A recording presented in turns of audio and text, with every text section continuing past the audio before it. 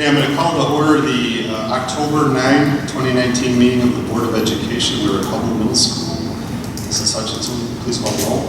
Mrs. Booth? Here. Mrs. Crabtree? Here. Mrs. Aronson? Here. Mr. Hamlin? Here. Mr. Long? Here. Mr. Matheson? Here. Mr. Paulson? Here. Mr. Pilkington, please lead us in the pledge. I think we have some guests. I pledge allegiance to the flag of the United States of America and to the republic for which it stands, one nation, under God, indivisible, with liberty and justice for all. Good evening to board members, Dr. Schuler, Assistant Superintendents, and community members.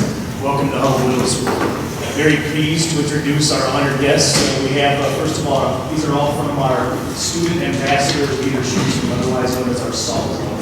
And I'd like to introduce to our faculty advisor, Ms. Ashley Cran, social worker here at Hubble Middle School, and our 3 8th grade students who have been here for 2 years each in the club. And Lila has been, this is your first year, correct? Lila is a 7th grader. And so I'll introduce you Victoria Bogan, Matt Kemper, Grace Colombo, and Lila Jeffries. And one reason that I'm really proud of this club is it's not your typical leadership club such as a student council. And because the students have to apply for this, they have to have a faculty advisor, they have to go through an interview process. These are representing 4 of approximately 25 students from our 8th and 7th grades that are in the club. And what they really focus on is truly leadership development, skills which will serve them well the rest of their lives. So I'm going to have Ms. Krantz talk to you a little bit about what's involved in the club, and each of the students will be sharing with you what the club means to them personally. Ms. Krantz. So I'll leave it to our SALT teams to do most of the talking because SALT really is a student-led club. I will share a few things. In order to be a member, all of you have to apply. So that includes an essay stating why they think they would be a good candidate for the club. They have to get letters of recommendation, including from a staff member. And so it's very official, a little more official than some of the other clubs we have. Like Mr. Pilkington said, throughout the year we do teach and practice a lot of those leadership skills. Where these guys and girls really shine is in the service that they do, the service work they do for the Hubble community and just our community in general. At the end of the year, we do a big culminating activity, which is a completely student-led activity that is usually raising money for a charity. Now, last year, the kids came up with, let's do a variety show at Hubble. And a variety show hasn't been done at Hubble in 7 years. So as a first-time SALT member myself, I was even a little nervous, but you guys did a wonderful job. Everybody was blown away by it. So all I can really say is it's a privilege working with these kids. I leave feeling so excited and energized. Just on Tuesday after our meeting, they were all coming up with ways to increase student participation and Christmas sharing. Sometimes it's hard to leave energized and excited after a long day of social working, but you guys really, really do that for me, so it's a privilege to work with them. I'm going to give it over to them to talk.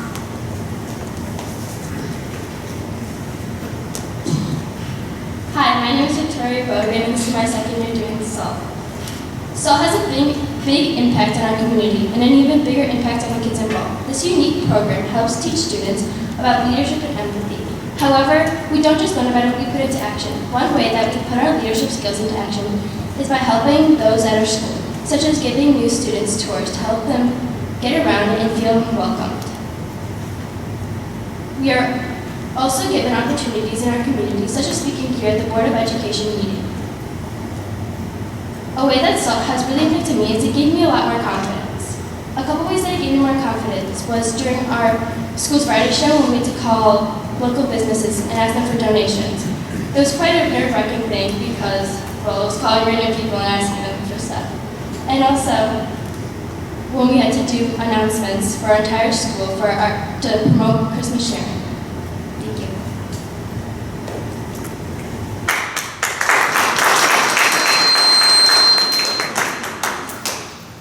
Hi, my name is Matt Kemper, and this is my second year in SALT. And I learned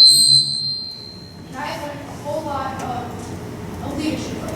We do activities like giving tours to new kids, running and leading the variety show, and volunteering for leadership jobs in our school. We started off last year with empathy and other skills that we needed for our later projects. My personal leadership has grown magnanimously, and I can feel confident in my actions as a leader. Last year, I had a math project at the end of the year, and I took leadership in our group. My partner was not cooperating, so I decided to take initiative. We got an A on that project thanks to Sal. And also, Mrs. Graham was talking about last meeting how we were giving ideas for Christmas sharing. We actually came up with the traditional pep rally, but since it's Christmas sharing, a peppermint rally. We came up with that idea, so thank you.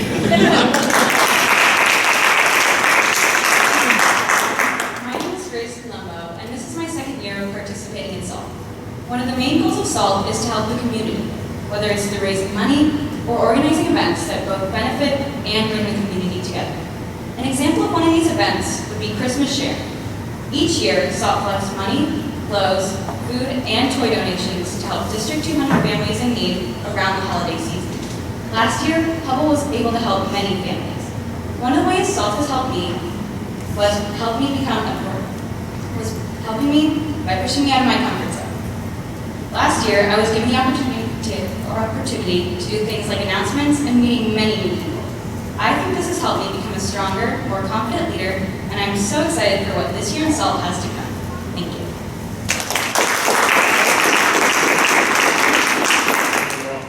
For sharing with us. I could not be more proud of these students. At Club, these students truly are an asset to home in this community.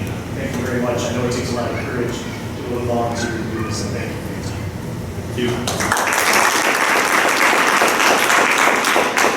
Thank you to the students especially. Sometimes I wish we could all be so well spoken as you were tonight. So next on our agenda is modifications to the agenda. Does anyone have any modifications we need to make to the agenda tonight? Okay, hearing none. Next is public comments. Thanks for coming out. Pretty sure we have no public comments. Okay. Next is superintendent report. Dr. Schuler. Thank you, Mr. Colson.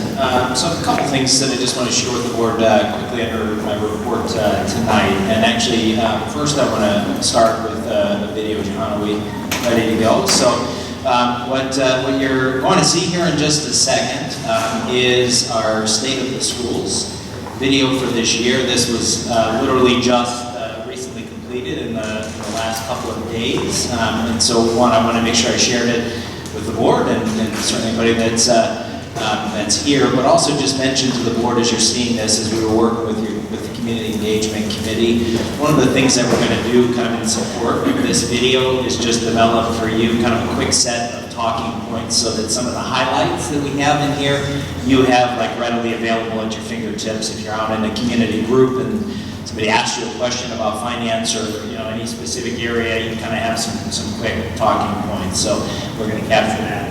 And just one quick thing that you're going to see, if you ever as a public speaker want to take a few minutes to not feel so good about yourself as a public speaker, do a video with a speech student from Wheaton North and you'll see what I mean in just a second.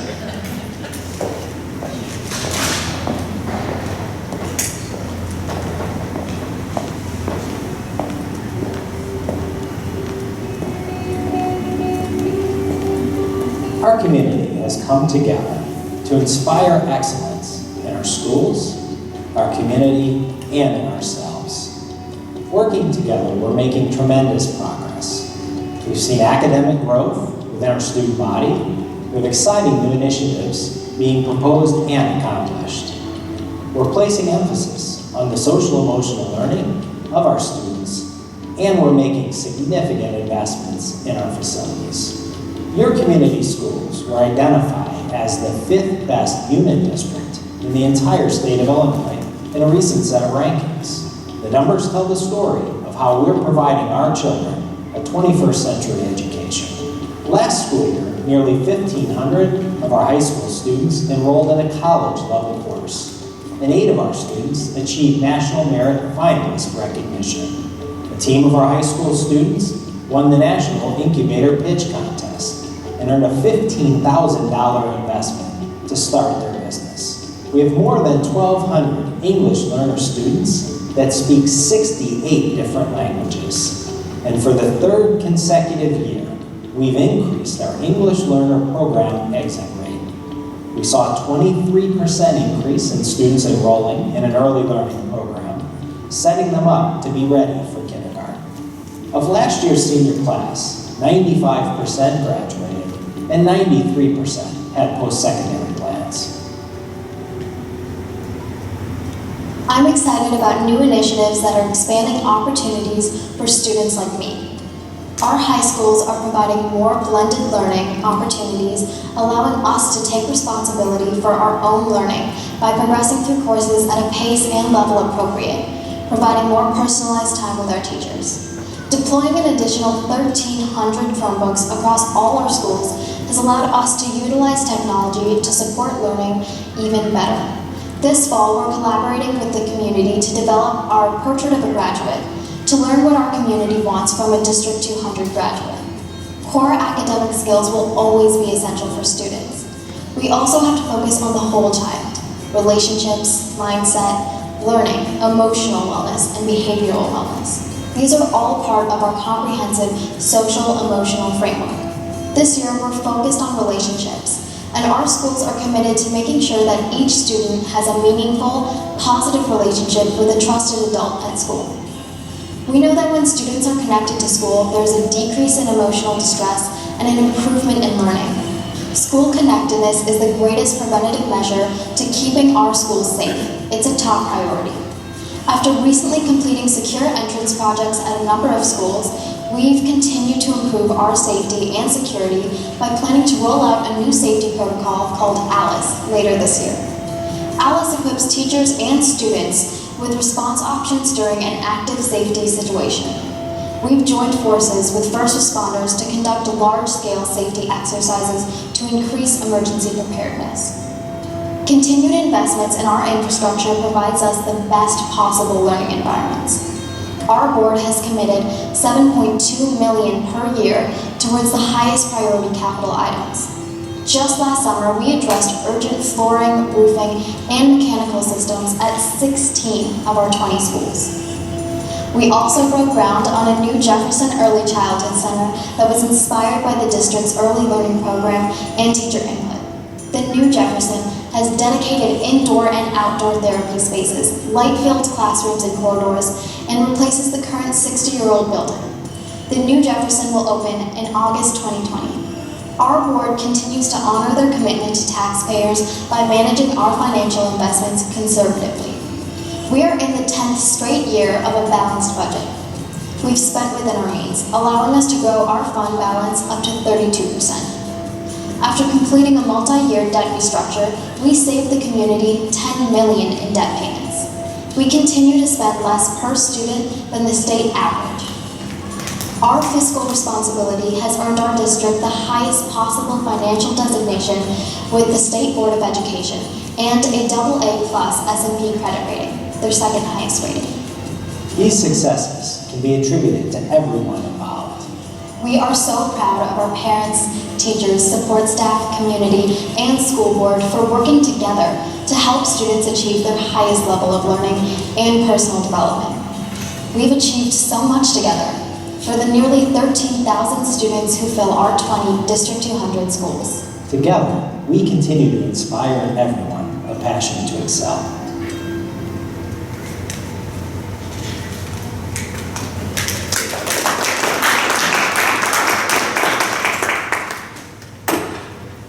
Huge thank you, of course, to Erica and team for the work behind that. But again, we I think showed that for the very first time today at a noon Rotary meeting, and so the plan will be to continue to kind of push that out through all venues. I think it's scheduled to go out next week, if I'm not mistaken, in a focus on learning. So again, just want to make sure you saw that. Again, you'll have the talking points that sit behind it.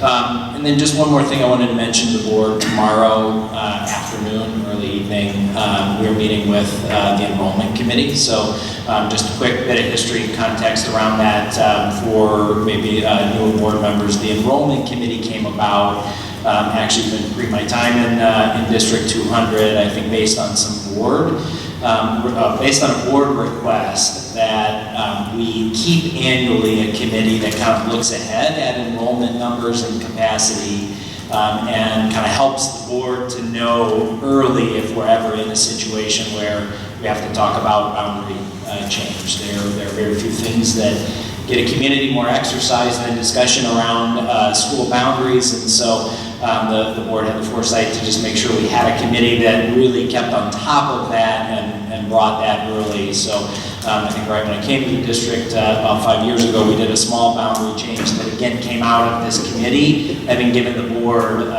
kind of a heads up that that's happening. So we are meeting with that group tomorrow. We actually took a little bit of time off of that group as we were in heavy referendum conversation for the last couple of years, but we've regathered that group that will be meeting tomorrow. So I would anticipate after a couple of meetings, depending on how long it takes, they will be delivering a report to the board.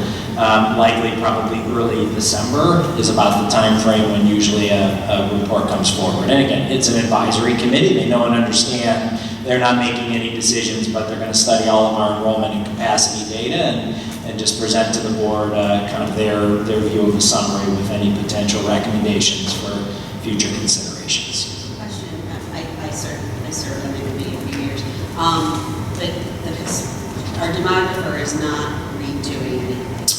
He's not. He did his report in 2017, so it's still good. We're not on the kind of the back end where the projections aren't still a good source of info. That's one source that we'll certainly review. Can I ask how many and what types of individuals serve on that committee? How many? Between 15 to 20. And who we've got parent representatives from kind of the full geography of the district. We've got some staff representatives, again, multiple levels, administrators in kind of a variety of capacity. So really primarily those three groups: parent, teacher, and administrator. One question, I'm not sure exactly what the agenda might be, but I think that look at kindergarten capacity and all the kindergarten capacity within individual schools. That might be something that could be useful to us and form future discussions on. It is part of the conversation. Any other superintendent report items? That's it. Okay, next is the consent agenda. We have 11 items on the consent agenda tonight. Number 1, acceptance of gifts from Pleasant Hill Elementary School PTA. Number 2, acceptance of gifts from the Edison Middle School PTA. Number 3, acceptance of the gift to Franklin Middle School Music Department. Number 4, acceptance of gift to Monroe Middle School 8th grade. Number 5, acceptance of the gift to Warrenville South High School Activities Program. Number 6, approval of professional learning expenditure request for board members. Number 7, approval of the renewal of Scantron Achievement Series and Analytics subscriptions. Number 8, approval to add serious safety hazard bus route. Number 9, approval of bills payable and payroll. Number 10, approval of minutes from the September 11, 2019 open and September 30, 2019 special meeting open and closed, and approval to destroy recordings of closed sessions prior to May 2018 as allowed by law. And number 11, approval of personnel report to include employment, resignation, retirement, and leave of absence of administrative, certified, classified, and non-union staff. Are there any items board members want to be removed from this consent agenda? Any information to share, Dr. Schuler? Only a huge thank you for the 5 gifts that the board is accepting this evening. Again, we are blessed to have so many groups that support our district in a very generous way that you see through those 5 donations. And then just one other quick comment, number 6, the approval of the professional learning expenditure that represents 2 activities that this board participates in. One is the fall conference that will be coming up in November. One, I'm appreciative of the board for making your own professional learning. It's certainly a priority and something you're willing to obviously allocate resources to, so that that is really your opportunity to continue to learn and grow. The second is the fall division dinner or meeting from the Illinois Association of School Boards. So again, we've got a great turnout at both of those events this year, and I'm thankful for that. Just one comment on the school conference in November. It's been our best practice, especially for Susan and Dave. It's been our best practice as a board that as you go to sessions during the conference to do a little summary of what you learned and what maybe you took away, and kind of memorialize all the learning opportunities we accomplish as individuals. There have been some things that we've done as a school district in recent years that have come directly out of things that we've learned through that conference. So it's a good investment of our time, and I think our school district definitely benefits from us going through that process. One thing also might be helpful is, as we look at that agenda, maybe to kind of flag the sessions that we want to go to individually so that we can kind of compare notes and make sure we're trying to get as broad a coverage as possible. So we've got some time on that, but just a heads up for you. Any other questions from board members or comments on the agenda, the consent agenda? Okay, can I have a motion and a second to approve the consent agenda as presented? So moved.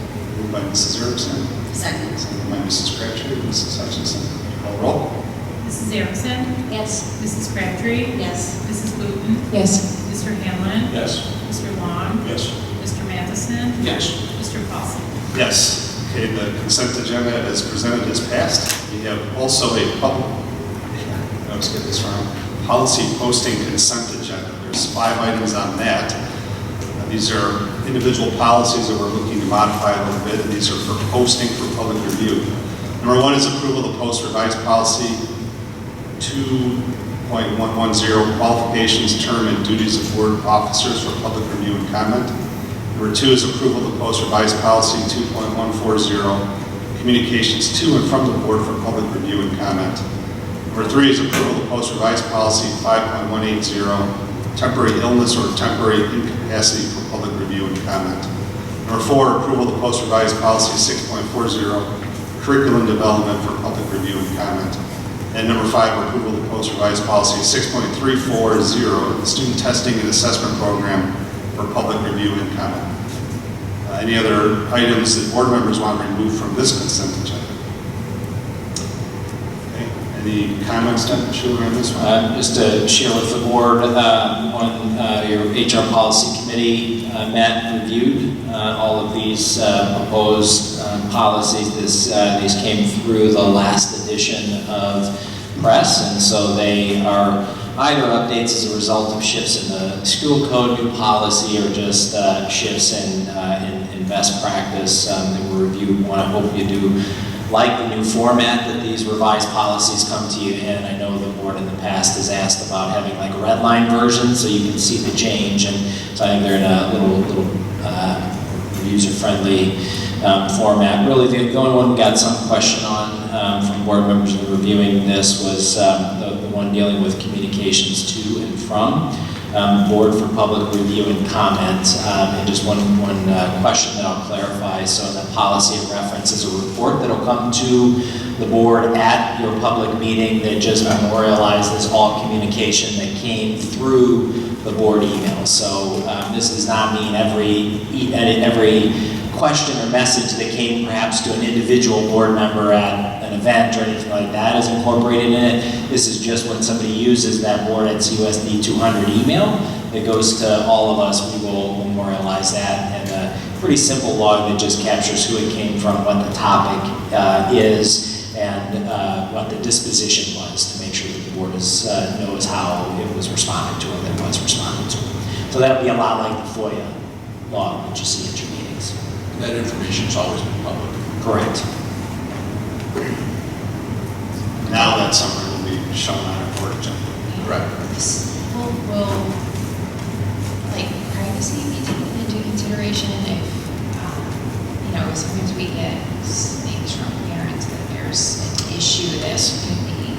Yeah, we're not going to release anything that would be a part of like a student record or student sensitive information. But it would say that this parent sent an email about a concern. Yeah. That would be. And again, I just want to reiterate, I understand the concern. Anything that comes through that board at CUSD200 email is not a private email. Right? That is a public record once it has been sent into our email system. But again, understanding that, yes, we're not gonna share or release information that should not be if it's a matter of an individual student.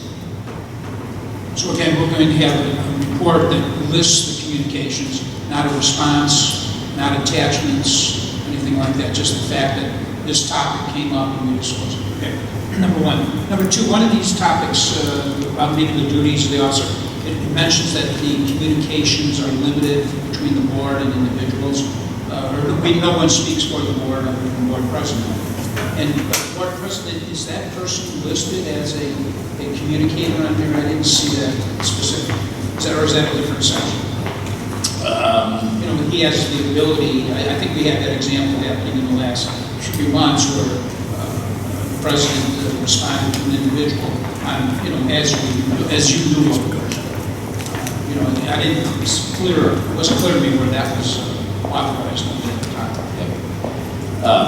So a couple of things. I think this is talking about just the duties and the boards. I think it does say serve as the board's official spokesperson.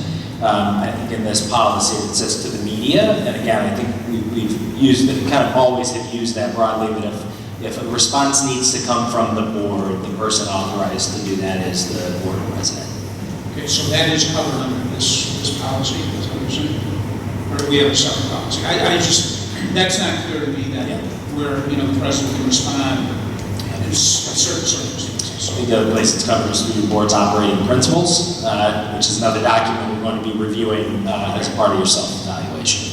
And then the other one, that there's some reference here about, the public meeting text, has the communication of people coming in and speaking and so on. This doesn't cover, didn't we talk at one time about addressing the length of some of those and before? That's a policy that's not yet in front of you. That's next meeting.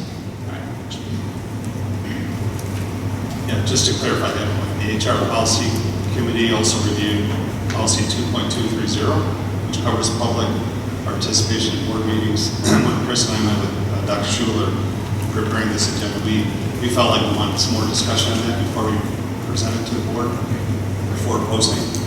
There was nothing wrong with it, we just felt like there were some things that we could probably clarify a little bit better. I think I agree, that's good.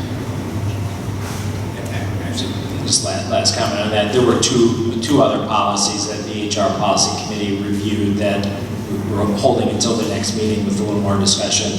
One is the one you referenced, the other is we have been reviewing a policy that is a policy that kind of lays out our protocol for any kind of threat assessment. So either threat of harm to self or others, and we're going to memorialize some of that policy.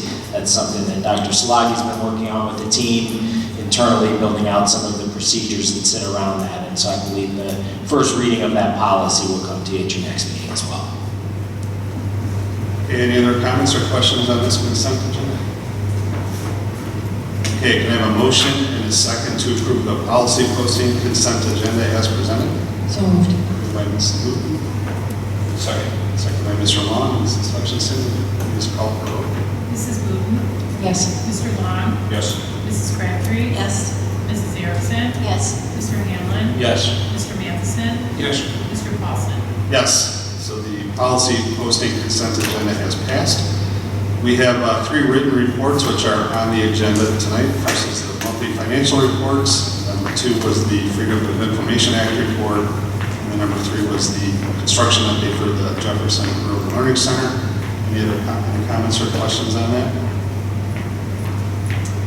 Just say one comment on the Jefferson project by the other day. It's amazing how close we are getting to have that building, most of the building on the roof, which is very valuable as we get into the winter months and think about getting out inside of that building. So, love the videos, by the way. Very excited. Any other comments or questions? Any reports from board members? We have a couple board committee reports which were attached. Any questions or comments on that? Any other reports from board members? I just wanted to comment really quick that I was at Edison a few weeks ago doing their fun run, and I was running back and forth to the cafeteria, and I asked one of the workers, the cafeteria, I don't know if she's the manager, about the food food and how that was going, and she said it was going really well, it was being really well received by kids, and the thing that excited me the most was that she said that the kids love all the fresh fruit and vegetables, which made me very, very happy, and she said that it's they're going through like pallets of strawberries and lots of watermelons like within a couple of days, and they're asking for it, and they don't miss the fries every day. They only have fries on Friday now, and it hasn't been an issue. And she was actually concerned about the winter because there aren't as many readily available fruits and vegetables in the winter because the kids love it so much. So, so I was just really excited to hear that. Any other reports from board members? I'll just have two quick things. First off, thanks to board members, we had a couple events over the weekend. The Sandburg Elementary School 50th anniversary. And then secondly was the Monroe Middle School 50th anniversary. So a couple of us were able to make it to that on Sunday afternoon.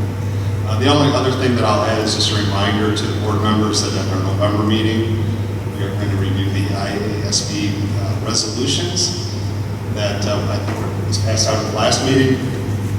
So there's a good number of them to talk about on November 13th. So what I'm interested in is any kind of, as you go through this, and we'll go through one by one, if there's anything that makes you want to add comment that might be in opposition of the recommendation from IASB, if we just support it, we probably don't need to spend as much time on it. The one thing I want to make sure we're all clear about is as we go through those are not actions we're taking to implement in District 200. This is just how the board would vote in the delegate assembly that gives the Illinois Association of School Boards direction from their members and how they want to lobby on or against individual legislation. So as things come up, I'm sure there's some topics in there that could be misinterpreted. That's not our action. We're not voting on whether to do something or not in District 200. So just asking everybody to be prepared for that conversation. Anything else? Just one thought on that. Just reference the November meeting from last year, that portion of the meeting. It may be helpful for you to go back and just listen to the discussion from last year and kind of where the board obviously sat around that issue a year ago. There was, I think, some good background information that probably would be helpful in just kind of helping you prep for this discussion as well. And thank you. I think the board saw a thank you note from Mr. Bacon for the board engagement and involvement, and Brad, especially for your comments at their 50th. Okay, thank you. We have two topics ahead of us for future discussion. So the November meeting will be a pretty lengthy meeting. We have first the 2018-19 audit, and we do levy in December or November. Also, that meeting will be the 2019 levy. So those two topics on the agenda next month. Can we get that audit a little earlier? We did that last year. It's where we had that just 4 days earlier. Whether it was distributed or not is another issue. It's actually earlier last year. Yeah, but just that it's so big to read through. So I'm just Just a asking. little bit more than that. The electronic version. Yeah, it would be nice to be able to just at least have some time to start to sit and read it out. And of course, we look forward to Jim's and Dave's expert advice and thoughts on that particular audit. Would be helpful for us. A couple announcements. On October 22nd, 2019, we have a chat with the board at Wheaton South High School at 8 a.m. That will last for an hour and a half, and we look forward to hearing from our students again. And then the next day, October 23rd, we have the committee of the whole meeting at 7 o'clock at the SSC.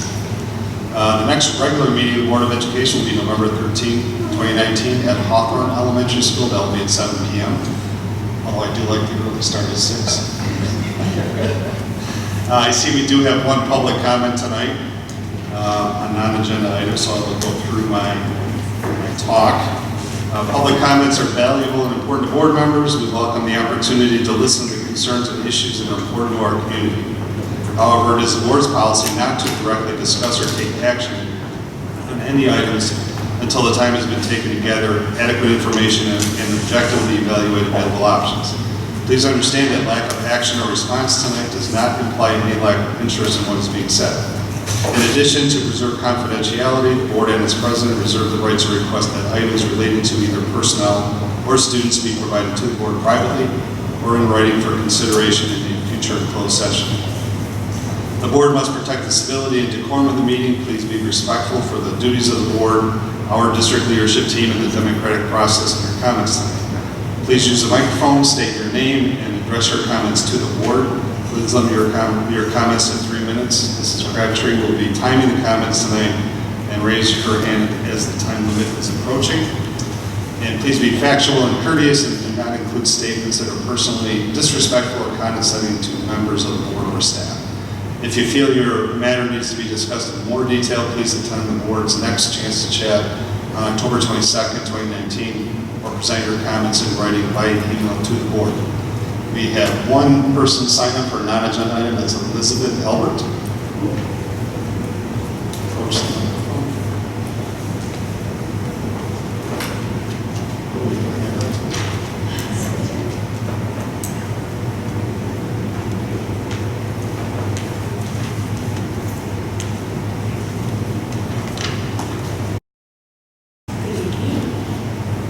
My name is Elizabeth Albert.